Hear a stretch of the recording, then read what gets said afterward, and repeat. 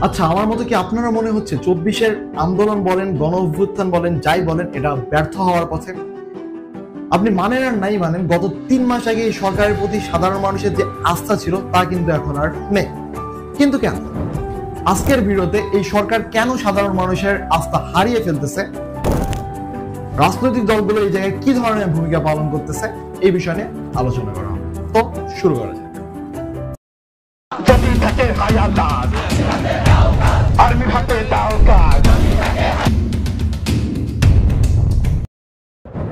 দেখেন, আমরা জাতিগতভাবে কিন্তু অধৈর্যশীল এবং ইনস্ট্যান্ট ফলাফল পেতে পছন্দ করি।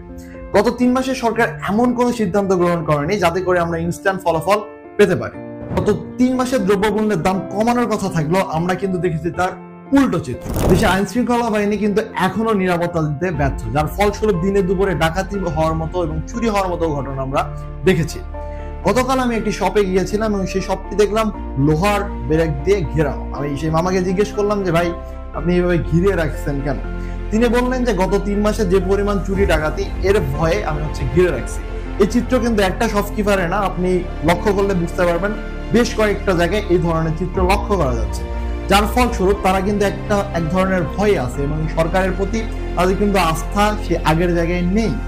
এছাড়াও গত 3 মাসে আমাদের শহীদ ভাই বোনদেরকে সঠিক বিচার দিতেও ব্যর্থ হয়েছে এই সরকার, প্লাস বিভিন্ন আহত ও নিহত শহীদ ভাই বোনদেরকে আর্থিক সহায়তা দিতেও ব্যর্থ হয়েছে এই সরকার, যেটি কিন্তু এই সরকারের প্রতি একটি নেগেটিভ ইমপ্রেশন তৈরি করতেছে।